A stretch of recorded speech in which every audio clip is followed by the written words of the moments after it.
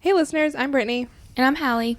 And thanks for joining us again. Don't forget to subscribe wherever you listen to podcasts and give us a rating on Apple if you would. That helps us show up in more people's feeds. Don't forget to follow us on Instagram, like our Facebook page. We also have a private Facebook group that you can join where we'll talk about some details of the case and discuss some other things pertaining to the podcast. Also make sure to check out our website as you listen because we share a lot of pictures and you can get more information on the cases that we cover. Today we're going to be talking about a case where a former professional basketball player decides to change the course of his life, but he cracks under the pressure and vanishes. Does he really vanish though? People start coming forward with many sightings of a 6'9" man in the same area that he disappeared in. Then there is absolutely nothing more. This is the case of Rico Harris. So let's jump into the abyss.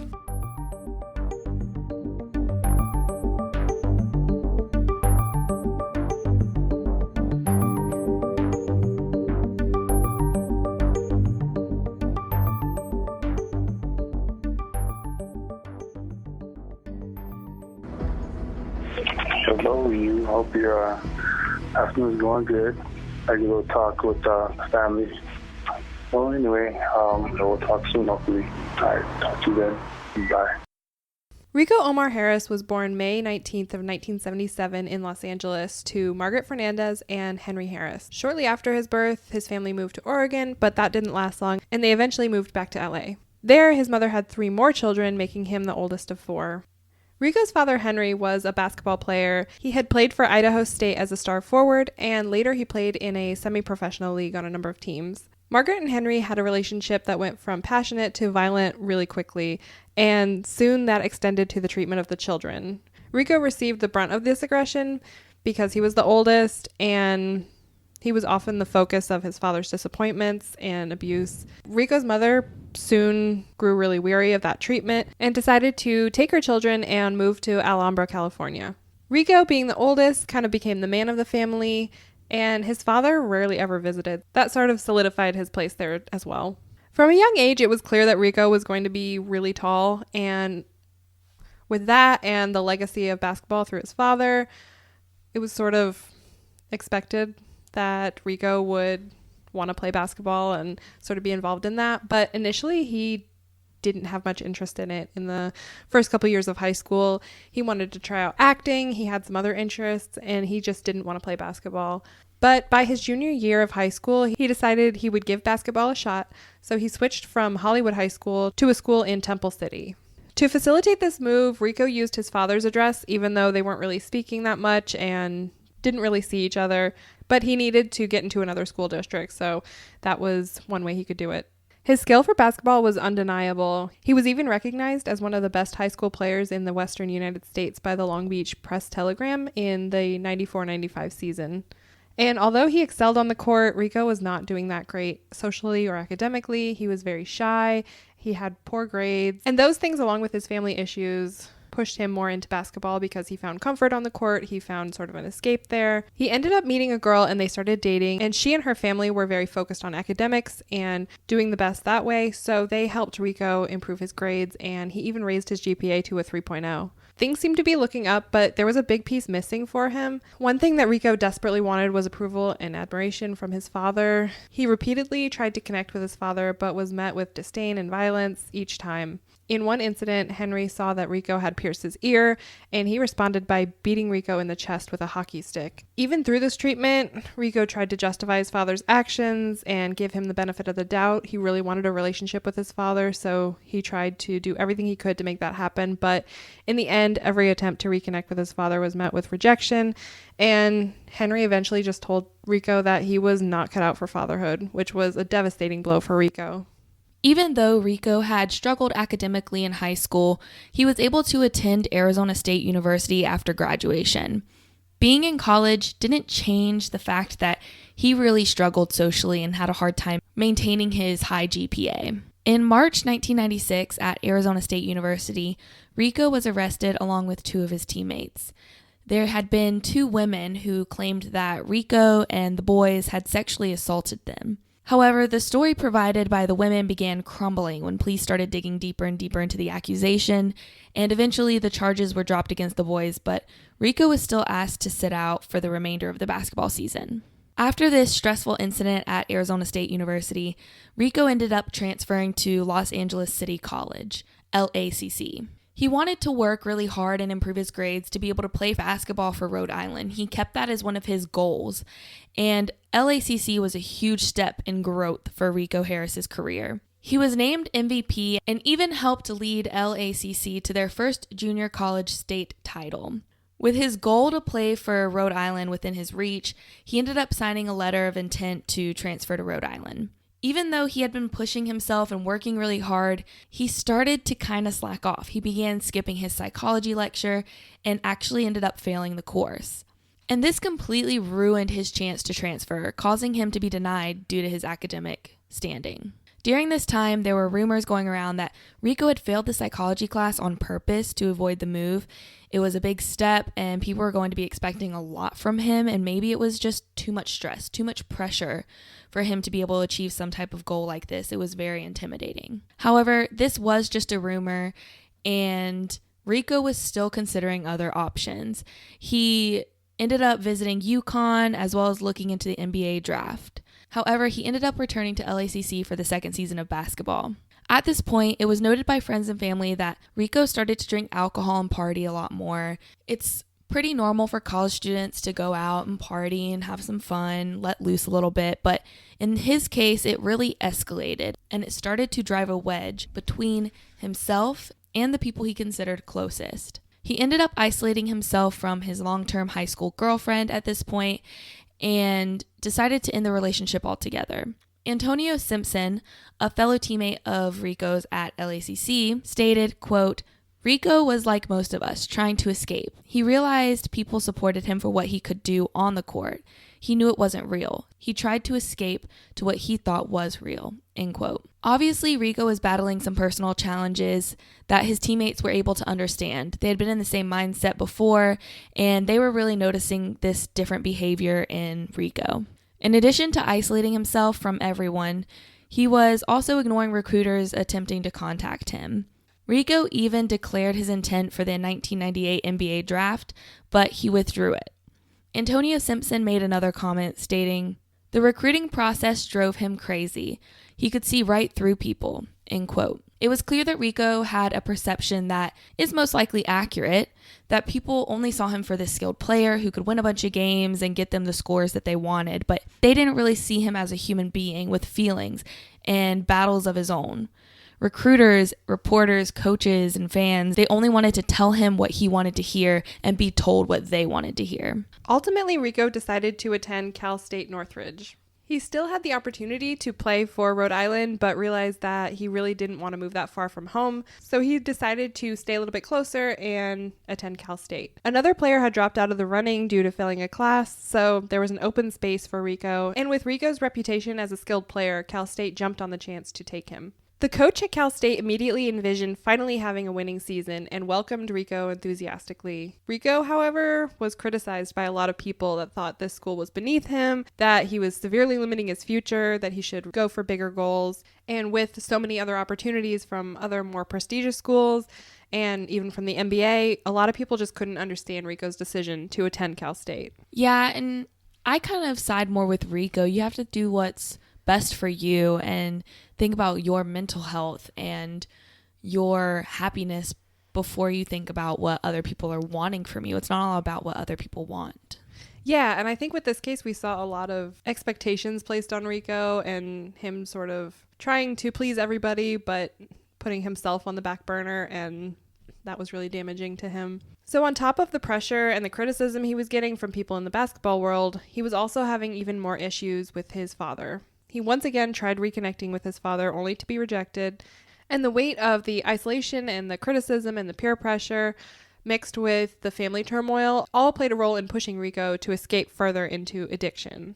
He started acting out, arguing with coaches and teammates, and eventually with 2 rule violations and a small injury, Rico was asked to sit out the rest of the season. His performance had been dwindling throughout the season, and with that, so did interest from most of the basketball recruiters. A short time after being asked to sit out the season, Rico left college altogether, and his eligibility to play college basketball expired. He played with several semi-professional teams, sort of like his father had, but nothing lasted longer than a season or 2. With his dreams slipping away, Rico decided to buckle down and put the work in to have a chance at the NBA. He lessened his drinking and improved his skills. In the spring of 2000, Rico took an opportunity to join the Harlem Globetrotters. Here he found a really good niche for himself and fit in with the team really well. Unfortunately, this would be a short-lived dream. A short time after joining the team, Rico was driving around with his girlfriend when they came across an altercation. Rico stepped out of the car to confront the people, and one of them hit him on the back of the head with a baseball bat. Rico didn't think this was a serious injury at first, and he was able to get in the car and drive away, but later he started having severe headaches and feeling really off balance. So it turned out to be a lot more severe than he initially thought. And this injury left Rico unable to continue with the Globetrotters, and at the age of 24, Rico's basketball career was over. With basketball no longer an option for Rico, he turned more to alcohol and drugs to cope.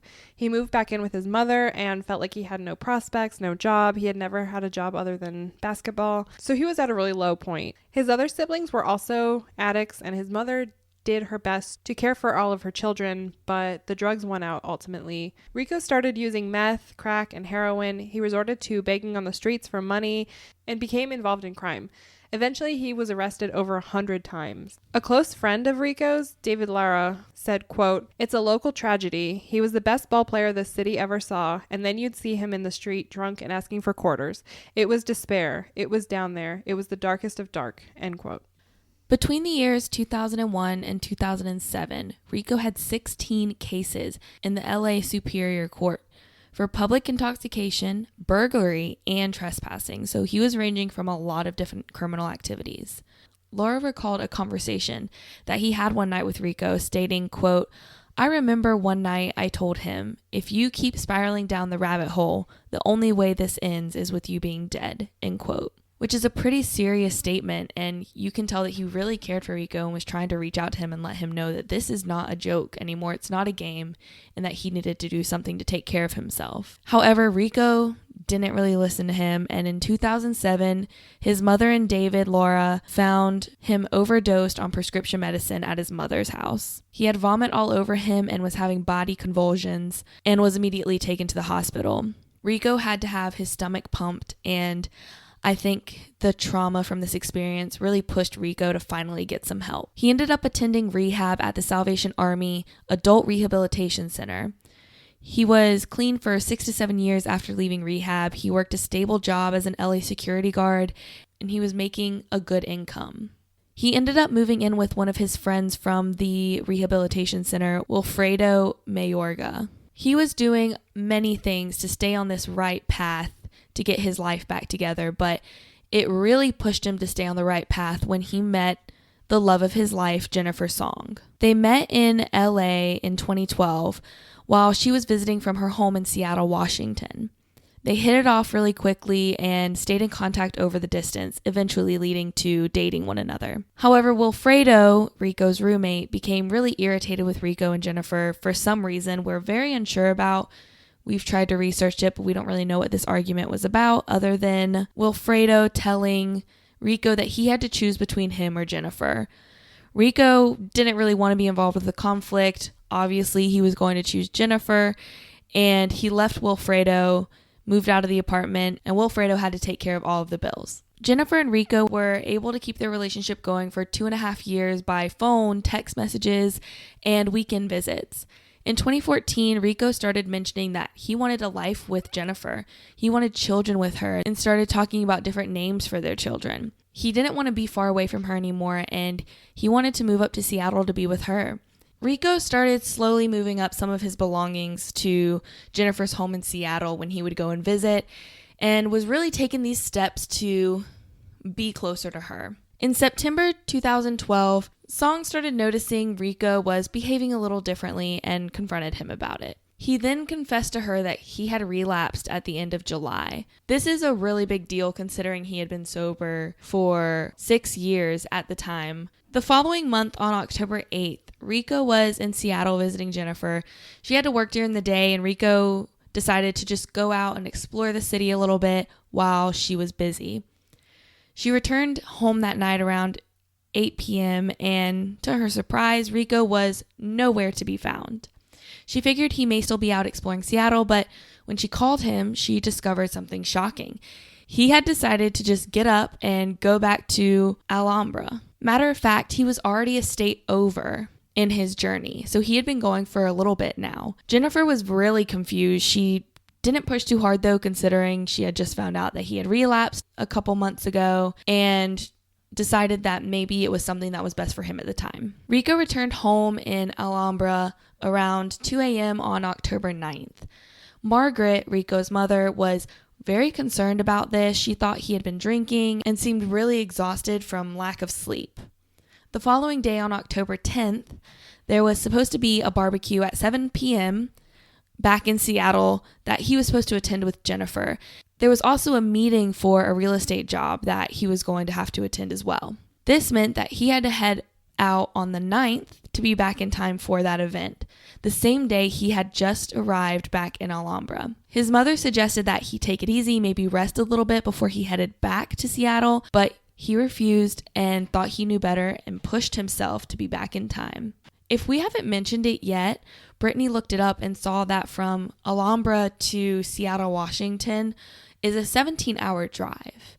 So this would be the second time he'd done it in the past, 48 hours? Yeah, so that's the second time in 48 hours, but that would be the start of his third time in just a few days to make a 17-hour drive in one day. You can't imagine how tired he probably was. I know for me, after 5 or 6 hours, I'm starting to get tired and weary of the road. Same. Rico called his mother around 1 a.m. to tell her that he was already on his way to Washington. She was surprised to learn this because she thought he was going to stay in California and rest for a while. Rico stopped in Lodi for gas, and there he left a message for his girlfriend. He wanted to update her on the trip, that he was heading back, but she didn't answer. When they finally got in touch, they talked for hours.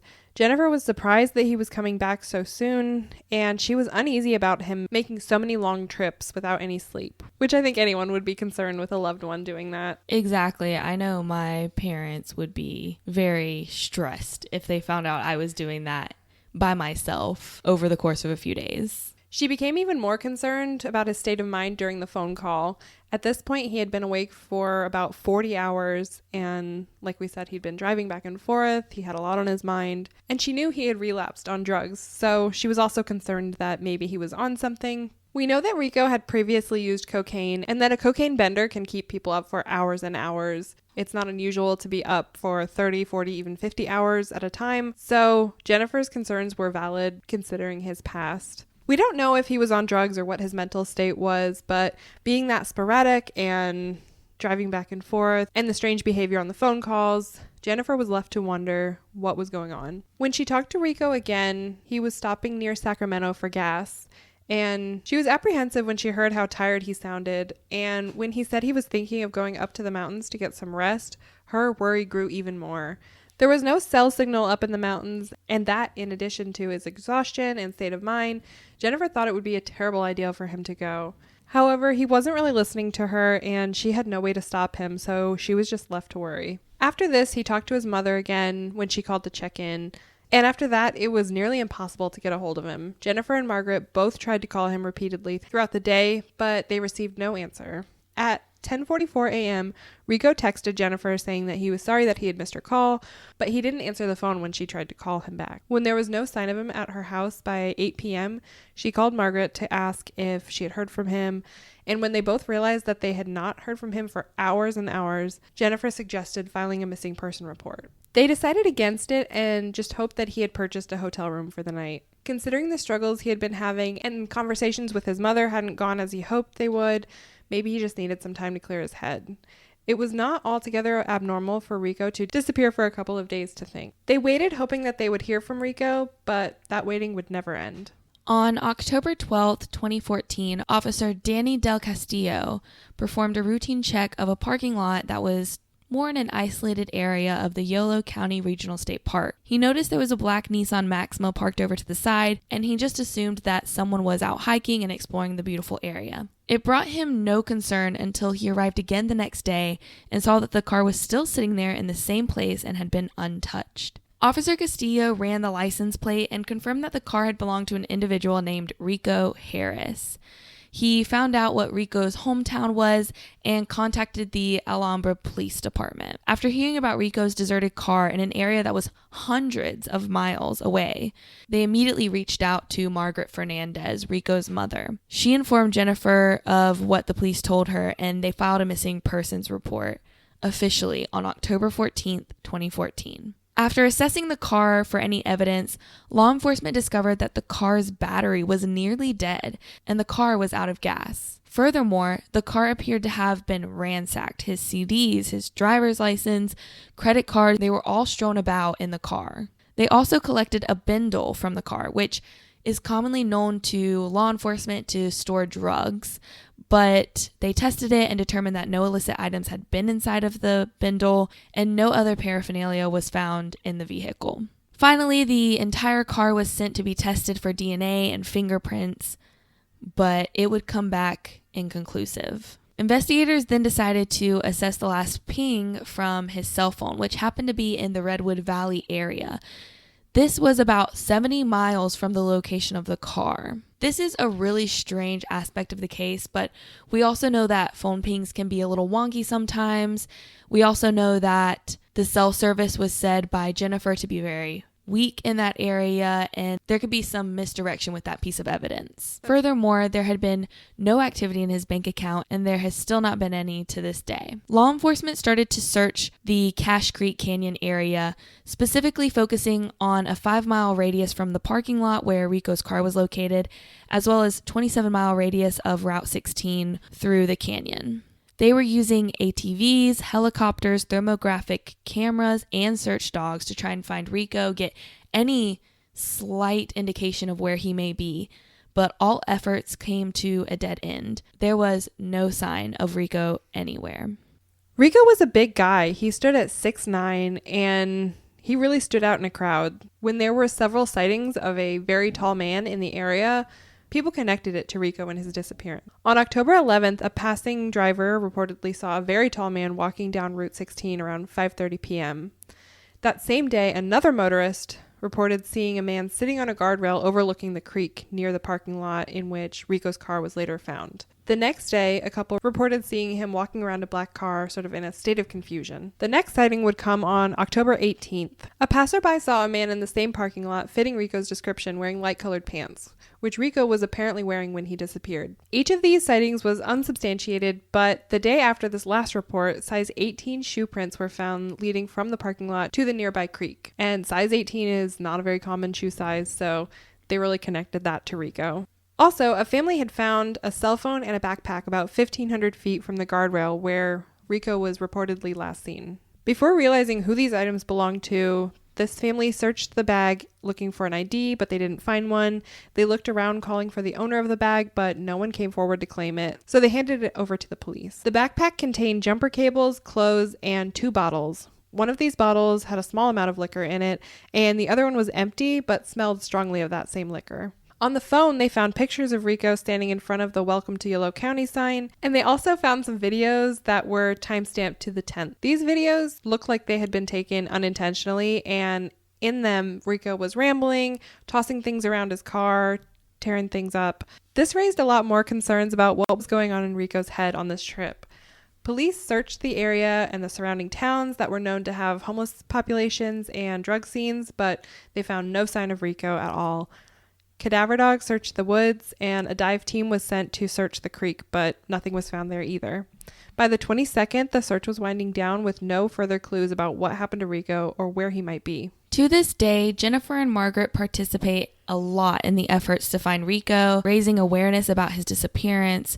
They both believe, however, that there is a negative bias on the case due to his drug use and his rough past. They think that this may sway a lot of people to either not take it as seriously or not care about the case at all. Yeah, and I think we see that a lot. Drug addicts, even former drug addicts, are often marginalized. They're sort of ignored. People don't want to hear about their cases, but they're people. They're important. People love them, and they're worthy of the same amount of attention as anybody else. And just like Rico, even though they have this drug addiction, doesn't mean they haven't tried to better their life, haven't gone and gotten help. They're still working to improve their well-being. And sometimes it just doesn't work. Yeah, I think people often see drug addiction as a complete choice when it's a disease. It changes the chemistry of your brain. It's not as easy as just changing one thing. You have to change your lifestyle. You have to get help. You have to reach out. And it takes a long time, and it's a hard process. It's not just deciding not to do something. Exactly. Since the loss of her son, Margaret had fallen into a deep depression. She attended group meetings for individuals who had loved ones that had gone missing, and it tended to remind her that she's not alone. It gave her a firm foundation for support in this situation and improved her overall well-being. Jennifer and Margaret have grown closer since his disappearance and talk every day. Jennifer even said that she feels closer to Rico through his mother, which is a blessing to her. Many people wonder now, where is Rico? He disappeared, but there were so many sightings of him afterwards, and it is not easy to wrongfully identify a 6'9" male. Was it really him? Did he really disappear more than once? What really happened on October 10th and the following days at Yolo State Park? Now we can kind of discuss some of the theories involved in this case. There is no evidence that any other individual was responsible for his disappearance. This allowed police to rule out foul play as an option, so it's not believed that he was murdered or kidnapped or anything like that. It is believed that maybe he had a drug-induced accident leading to an untimely death, committed suicide, or he just voluntarily disappeared and walked away from the life that he once knew. Detective Dean Nyland, the lead investigator on the case, has his own theory on what really happened to Rico Harris. Me and Brittany kind of think it seems a little bit far-fetched, but he believes that Rico took a wrong turn after getting gas, then happened to stumble upon this state park and decided to park for a nap in order to kind of regain that energy that he had lost over the past 40 to 50 hours. After resting some, Nyland believes that Rico woke up and decided that he did not want to go to Seattle anymore. And in fact, he didn't want anything to do with his old life.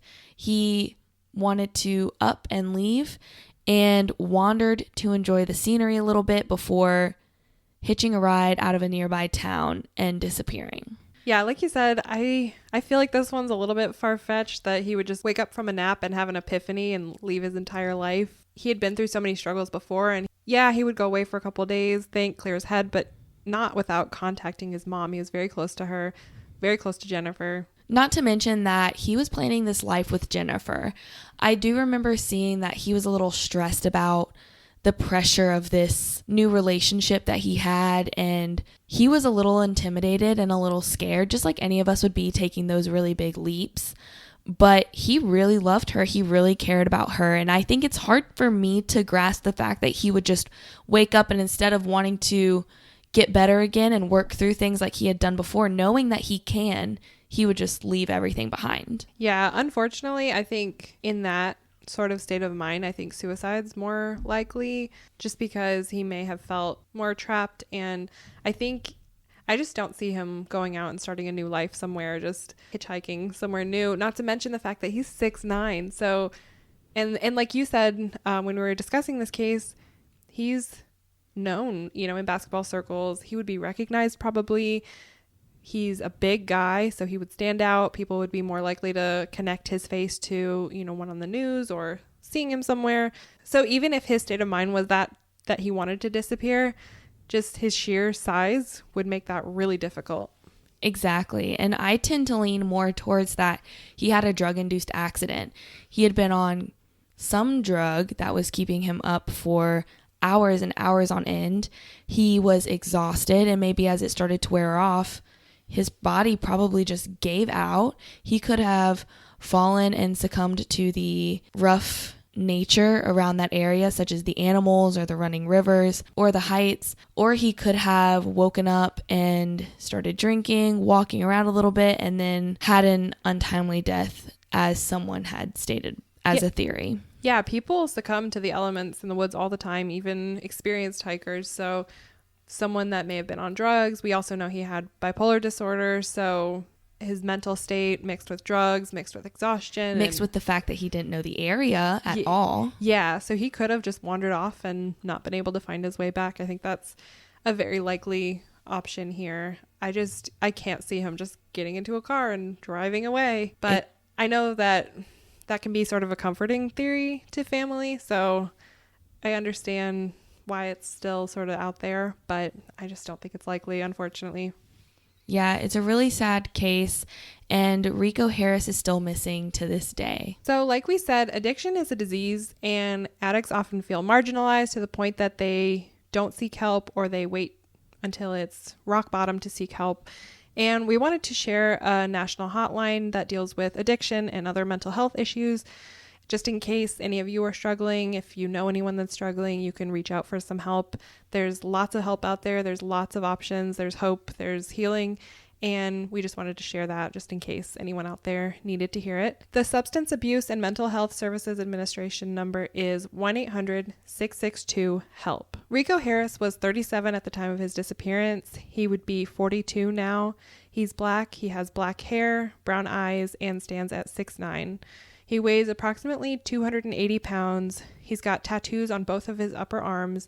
And at the time of his disappearance, he was wearing white jeans and a gray thermal shirt. If you have any information pertaining to the disappearance of Rico Harris or his whereabouts, please contact the Yolo County Sheriff's Office at 1-530-666-8282. We also have some photos of him up on our website, so if you want to go check those out, I know we can explain it with words, but sometimes it's better to have that visual image in your mind. So thanks for joining us as we discuss this case. Don't forget to go to our website for more pictures and information. And don't forget to subscribe so you can always get the newest episodes in your feed. And give us a 5-star rating on Apple if you would. That really helps us in the ratings. And we want to reach a lot more people. So don't forget to tell your friends and spread the word. Follow us on Instagram, like our Facebook page. If you have any suggestions for a case we should cover, please contact us. We have a contact page on our website, and we'd love to hear from you. You can also DM us on Instagram or talk to us on Facebook. And we always love hearing about new cases that we could talk about and bring some awareness to. Also, don't forget to stay tuned for the bloopers. We always try to lighten the mood a little bit. It makes Brittany and I feel a lot better after such a devastating case. It's always hard to listen and research and talk about these cases, so we try to keep it a little bit light at the end. Also, we are starting a true crime book club. Every month we're going to come out with a new episode at the end of the month. It's going to be in addition to the episodes already coming out, so you don't have to worry about missing any new content, and it will be starting next month. We are going to go ahead and reveal the book for our first month of our book club. We are very excited about it, and it is The Whisper Man by Alex North. The episode where we discuss this book, we discuss how it relates to true crime, is going to be coming out on January 24th. Make sure to stay tuned. We'll post some updates about that. We'll even make a post to remind you guys and have a link on our website for this book. We're super excited about this. We've been planning it for a while, and we're both really into these kind of books, so we hope you are too. And we want you guys to enjoy this journey with us and give us feedback as we go through it. And we hope to catch you then. So thank you for tuning in and diving into the abyss with us. Bye.